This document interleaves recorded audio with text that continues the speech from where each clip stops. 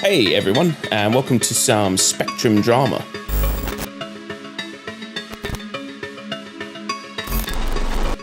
Each week we're going to be bringing you some of the most up-to-date and hot topics on Spectrum. We'll be giving you our opinion on them and having a general moan. With me each week will be Kryko. Hello. And obviously myself, Deathbringer Cow. And let's just dive in, shall we?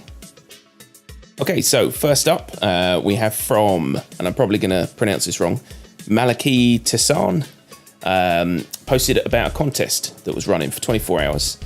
So basically, to celebrate Talk Like a Pirate Day, they decided that if everyone posts screenshots of them as pirates in-game, you can win some ships.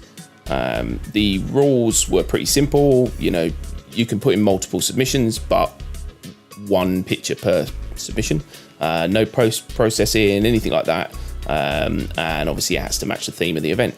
And this is all good. And what ships were up for offer, Kryko? Then up for grabs were a Super Hornet, a Sabre, or a Gladius. Yeah, not too bad, not too bad. The problem, yeah, the problem is that they decided to post this on Twitter.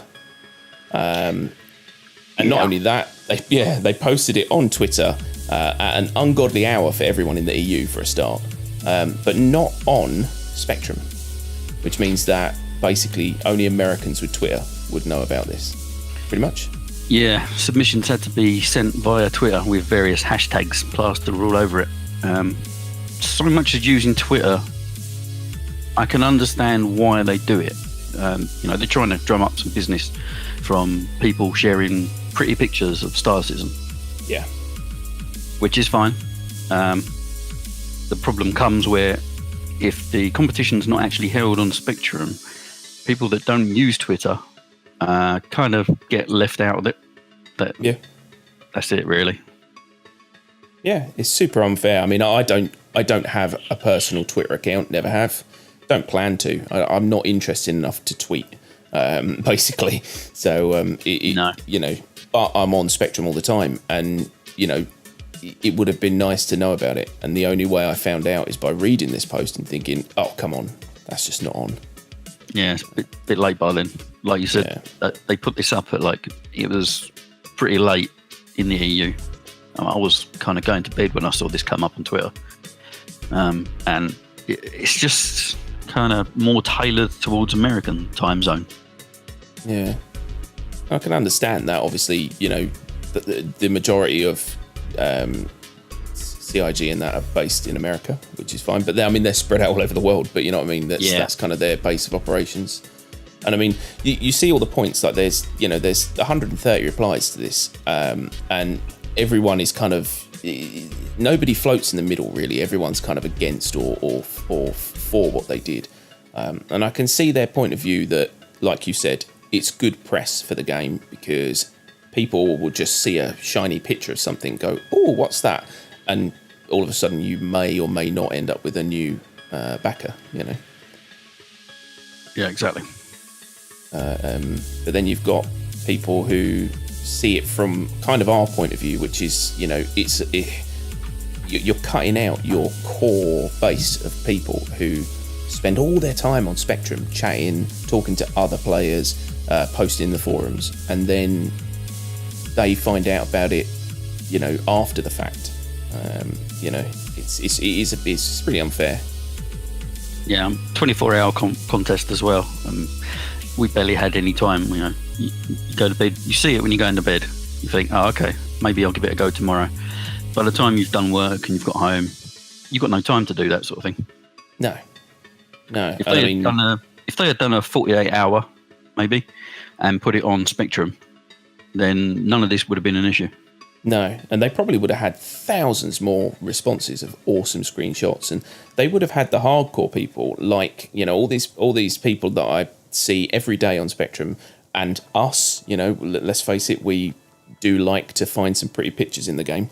We would have found some awesome stuff, and it would have contributed to how amazing this game looks. But instead, they just kind of focused on one small little area of it, and Yeah, it was wasted. It was a wasted competition.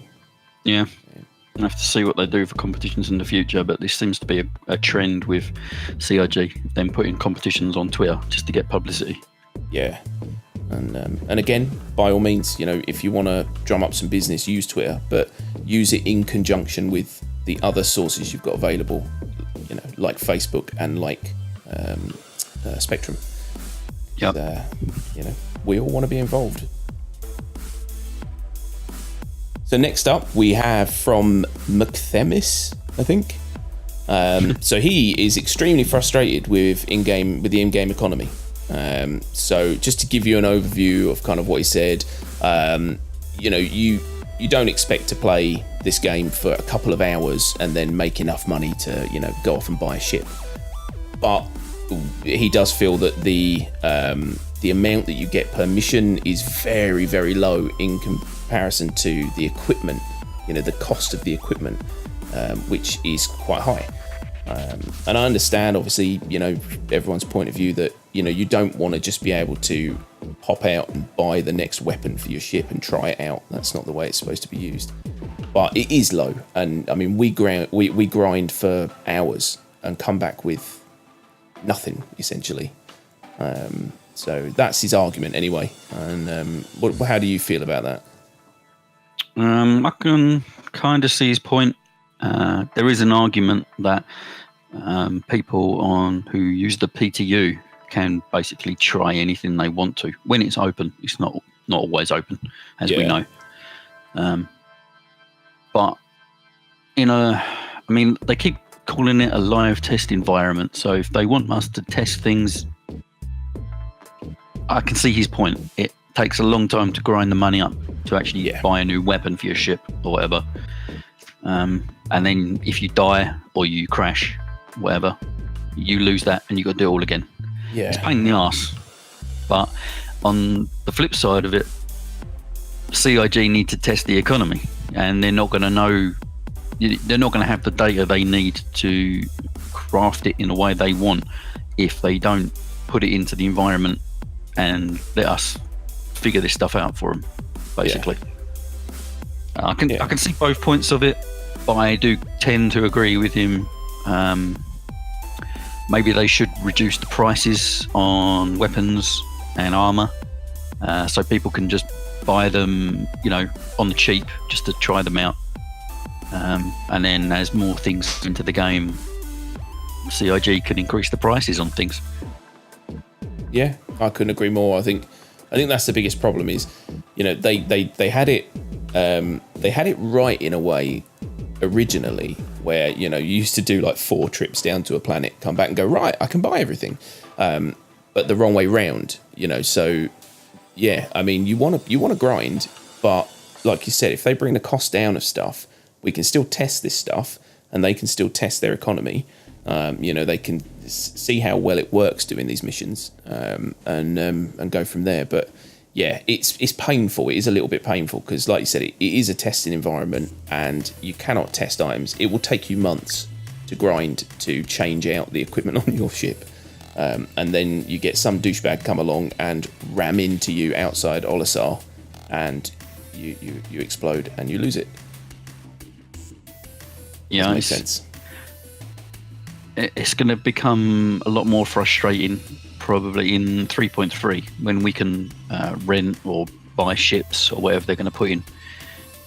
Some of the costs of these ships are going to be astronomical. Yeah. And trying to grind 500 credits per mission to get one, is potentially going to be a real pain in the arse. They kind of want that there so that you constantly logging in to do missions, to do things, to get the money for a new ship. That's kind of the draw. Yeah. But at the same time, they need to be a bit careful with it and be a bit more lenient while the game's in alpha. Yeah, I mean, that's the thing. If anything, I mean, clearly, McThemis is frustrated, and I know a lot of people are frustrated, and what you don't want to do is, if you've got a problem like this and you think, well, no, that's the way we want it, shut up. That's fine, but you are probably going to lose some of your players who still want to play a game. you know what I mean? And if you make it too difficult to obtain these things in a real world situation, for example, you work every day, you come home, you've only got a few hours to play, you don't want to spend every waking hour grinding for those 500 credits a mission. It's insane. And I mean, his argument is it's quite interesting actually. In order to buy a different weapon for his Hurricane, which is 134,000 credits, he would need to do a particular mission 210 times. Yeah. Which actually, if you spread that out over a month, it's still a lot. Still quite a lot for a gun. You're still doing way too many a day. I think they could easily triple the amount you get per mission, and it would still be viable. It's not like you're suddenly going, I'm raking it in. It's just, I think maybe they need to think about the pricing of things rather than the amount that we earn. Yeah, definitely. I would reduce the cost of things rather than give people more money. Because I think if you give people too much from missions that might even screw up cargo running for some people. Yeah. You need to find that balance. But essentially, bringing down the price of items in shops for the time being, it doesn't have to be a lot, just a little bit. Yeah. It'll just help people do what they want to do, and you'll get more testing done. Yeah. I mean, they could even say that, there's a sale on at the moment on all these items. Just do it at 50%. Then, when they're done and they're happy with the way things are working, just get rid of that sale, and away we go. Yeah. So next up we have from Colhero, we'll call him. He says, please, Cholera. He's got from Cholera. We've got, please fix the spawn in broken ships bug for 3.3, which I couldn't agree more, is incredibly frustrating. The gist of it is basically you spawn in an unflyable ship. So you request your ship, you go up to your landing bay, and it's got no weapons. It might not have, it's got no back doors, which is always troubling. It's got no equipment in it or anything. It's basically unusable. I've had this, I think, 2 or 3 times, only with the freelancer. The first time I actually wandered up onto the platform and thought I've left my back door open, and I thought that's not possible. And it had nothing. Basically, it was just a shell, and it's very frustrating. Yeah, this is a common bug actually. I think this has been going on since 3.1, and I believe they actually fixed it at one point. Don't know why it's back. Really? It's the ghosts of bugs past. It's just it won't die. There's a theory that's tied into the insurance system. I think it was originally that actually, where the insurance wasn't allocating certain items in the ship when you claim it. But why it's come back, I've got no idea. But that needs to go soon. Yeah, definitely. It's so time consuming. Claiming a ship and doing all that sort of stuff and running around getting in your ship and all that just to fly off and probably get killed by something. It's so time consuming that having a bug that prevents you from doing that and having to reclaim again, and it's just, you spend so much time waiting for stuff that, all for a bug that, they claim to have been fixed once before or twice before. It's still there, and it's still affecting people. Oh, yeah. And there are a couple of ways you can, I don't know if the word is avoid, but there are a few things you can do. One obviously is to, when you basically claim your ship and spawn it in, you have to make sure that you use it. So don't claim a ship, spawn it into a landing pad, and then log out or anything like that. That can sometimes cause a problem. There was other ones where you can actually look in the VMA and find out whether the ship you want to spawn is actually affected. So you can actually look in the terminal and find out if if it's got all the stuff that it should have on it, all the equipment and all that kind of stuff. So if they show up as empty, it's bugged, and you can claim it again. So there's things you can do, but come on, pull your finger out and get it fixed, because that's a big pain in the arse. So Stella Kane has got a post on here about ship/pilot licenses. Right. So basically, yeah, I know. So basically, the point he's trying to make is he would love to see varying levels of pilot qualifications in the verse. So, from basic small crafts all the way up to, industrial, large to fighter pilot licenses.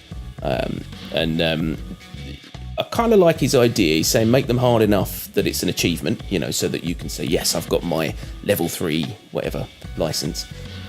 He's saying about giving bonuses for using them in governed space, which I think, maybe not.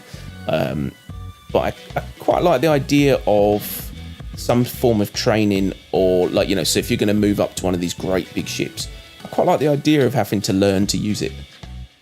Maybe. What do you think? Yeah. As for the bonuses, that would be a big fat no straight away. If someone collects all the licenses, comes up against someone who hasn't got any license, they've got an immediate advantage, and that just sounds a bit off to me.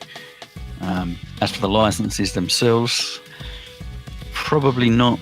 I believe there was an idea where certain ships, you wouldn't be able to purchase certain ships unless you had a certain amount of reputation with whoever manufactures the ship, maybe, or sells it. I'm not sure. Okay. But there was a reputation idea, so that you couldn't just day one wake up and go and buy a Super Hornet sort of thing. So, I mean, there's already that kind of idea going on. A test to see if you can fly a ship. I mean, it would fit thematically, because you wouldn't give a HGV to someone who couldn't drive one. No. So I could see the sim side of it, as long as they don't make it ridiculously boring or difficult. Yeah. I cast my mind back to what's that, driving Gran Turismo. Yes. Some of the licenses on that. Oh my god! Throw the controller out the window. Yeah. I mean, that's the perfect example, actually, because I mean, I'm going to toot my own horn, but I was epic at Gran Turismo. In fact, I held world records on Gran Turismo, but it was a bastard to have to get some of those licenses, and you would literally spend hours just doing it over and over and over and over, and you're 13 seconds off what they need and all that, and you're just like, I don't care anymore. Yeah. And that's what that's what you don't want. I think it's a good idea. I like the idea that, like you said, for the sim aspect of it, for the immersion, having some form of a training saying, this is how you fly the ship, and that it's quite a good idea. But yeah, if they make it too difficult or too boring, it is just gonna be a crutch, which you don't need. So I think it's a nice idea, but I think that will probably get left by the wayside, I think. Yeah. Cool. So Check Engine has got a post on here called Criminal Unintentions, and it is actually quite an interesting read. I'll put that up on the screen. The long and short of it is there is an issue at the moment where you request a landing pad, and as you're going to land, it will say to you, you are blocking an active flight lane, which is just annoying. And you can actually get some criminal stat for this, which is ridiculous. Yep, it's happened to me. Yeah, it's happened to me on numerous occasions. He goes on then to talk about the other unfortunate ways that you can get a crime stat. He was on a planet, and someone took a shot at him and missed. He retaliated and won, destroyed him, and obviously got a crime stat for that. And you think, well, is it not defending yourself if they miss? How does it work? Confusing. Yeah. So there's some I don't know what you threat logic. No, that's not the word. What is that called? It's trying to teach the system that if even if he's missed a shot, that guy has engaged him in combat. Yes. Trying to teach the system that is a crime stat penalty, rather than matey who defended himself and he gets the crime stat. They'll get there eventually, but it's a bit of a grey area at the moment. Basically, you have to wait until someone shoots you before you retaliate. Just hope it isn't, as we've tested, a torpedo. Yeah, torpedoes. Yeah. Don't want one of them sneaking up on you. Yeah. But the parking thing, that's a pain in the arse. It never used to happen in 3.2. Never had that. And then they did something to the landing system. I can't remember exactly what it was. And now it's just a piece of crap. Sometimes you try and take... Go on. No, go on. Finish your train of thought. Sometimes you get in your ship and you try and take off. And the guy is telling you that they're going to take your ship away from you. And then you pop back into a portfolio. Yeah. See, I think what they were trying to fix originally was, do you remember you used to have that issue where you were stuck to the landing pad? So you get in your ship, you try and take off and you couldn't. And it could be a minute or more. And I think that's one of the things they were trying to fix. But I don't quite understand how that's created a new issue like this. But it is so frustrating. I've had it before where I've actually taken off and I've literally taken my landing gear off the pad, and it says you're blocking an active flight lane, your ship will be impounded, and I fly off and I'm in the middle of space and they take my ship away and I port back to Olisar, and you just think, come on, I was out your way. I understand obviously they've got something in place that basically remembers, oh, you did that, I'm having your ship, but I think once you're far enough away it should just turn that little switch off, because that's just frustrating, I tell you. Yeah. They'll get there eventually, but it's a bit twitchy at the moment. And the crime stat issue, it doesn't really mean that much right now. No. In a couple of weeks when 3.3 comes out, it's all going to get wiped anyway. Yeah. But that could be a potential issue. Because in 3.3 they were talking about not resetting the server database so that people never lose ships that they rent or buy, and they never lose money.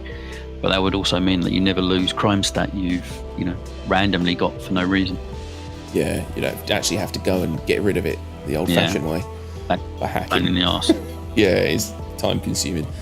I think I can understand it, because it must be a complete mindfuck to govern that little area where everyone lands, because otherwise people could just be trolls. So they have to be really careful about not allowing ships to be causing other ships problems. But it is frustrating. Hopefully they'll fix it soon. And fingers crossed they won't keep taking my ship off me when I try and take off. So there you go. Okay, so last but not least, we've got a post from Sicano34, which is basically, I'll give you the gist. It is a difficult read, so I will give you the gist. It's the same argument that I get from a lot of my friends who don't understand the love of Star Citizen. That is, being a backer since 2012-13, you've got essentially 4-5 years of development. And the point he's trying to make is that, he's 40 now, and he's getting to that point where kids and stuff like that are going to start coming around. Is he going to get to play this game in its entirety before he's teaching it to his kids, essentially? And we've all heard this argument 1,000 times from 1,000 different people. I'm pretty sure this comes up on Spectrum every week at some point, in some shape or form. Yeah, this might be the regular post. I mean, we've got particularly one friend who will remain nameless. Barfly. He has a valid point. He's one of these people where he likes to buy a AAA £50 game that is finished, play it to its conclusion in the quickest possible time, because obviously the wife will moan, and then and then move on to the next game, and then the next game, and the next game. And we're not like that. We're like a game which we absorb like crack, and we get hooked and we stay with it for years. It's a different way of playing, and he can't grasp the fact that this game is still in development.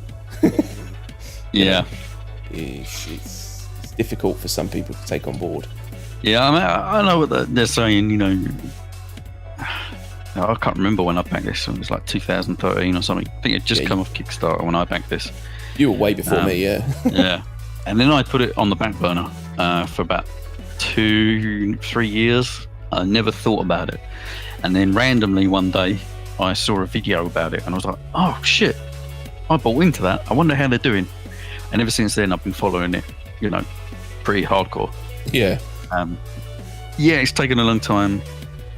You know, game development. What would you want? Miracles? You know, it takes time to make this stuff, and they're making. You know, everyone's said this loads of times. It's, you know, they're making all these new systems, new gameplay, new tech. It takes time. Yeah. You know, there's not much you can do. No, I don't think he's. You know, he's saying, "Oh, I'm nearly 40 now." You know, so am I. You know, Yeah. So what? It takes as long as it takes. Yeah, And I can understand. Go on, sorry. I think people just need to sort of get over this impatience. Just let them get on with it. If you get to play it in a couple of years, cool.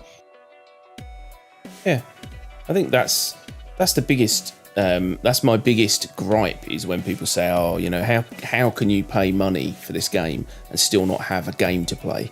And you think, well, fair enough. You're sitting there playing Tomb Raider, and that's finished and that's perfect, but that is not going really anywhere towards furthering game development for future games. Whereas all the money that's been funneled into this game has gone into creating, like you said, new technology and new softwares and new everything basically that can now make procedurally generated maps.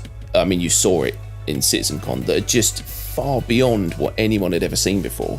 You know, and meaning you can create a whole world in, you know, days rather than months they would have taken before. You know, and this is because they're just taking their time and they're making sure the game is as good as it can be. And people's argument is normally, well, you know, wouldn't you much rather pay money and play a finished game? And I think, well, yeah, but I'm happy to pay the money now and play this finished game in 5 years' time when it's finished. I don't want it any time before that. I want them to be confident they're finished, and then I'll play it. Yeah, what some people don't realise, look, our friend particularly, is that the game they're playing now has been in development for 2 years or so already, and it's using engines and systems that were developed 4 years before that. You know, they're just reusing a system and putting a new skin on it and sending it out the door. Yeah. Whereas this is being pretty much built from scratch. Yeah. I mean, you know, don't get me wrong, like all these new games that are coming out, like Tomb Raider and like Battlefield 5 or 12 or whatever it is, they look amazing. And, you know, don't get me wrong, they are going to be amazing. But like you said, they're built on older tech, and this is crafting this is like being able to design the grown-up you want to be when you're a kid. You don't just grow into something from some shitty, ugly child into some beautiful butterfly. It doesn't work. Whereas what they've had the opportunity to do is basically go, well, we know what we want it to look like, and we're going to build that from scratch. And it's such a better way of doing it because it means they create all the technology, they create, you know, if the graphics aren't good enough, they'll create something that will allow the graphics to be good enough. You know, it's a passion rather than I know it's a money maker, don't get me wrong, these guys are minted now, but you feel the passion every time you see them bring out something new and they dance around like kids. I'm pretty confident the people who develop most of these AAA games, they just go, right, that's done, move on, you know. Yeah. So there's no love in it, and this game, you feel it, you can actually see it when you see these people talk about it. It makes you want to play it more. And I, you know, I'm impatient. I'm super impatient. But this is one game that I will wait as long as it takes.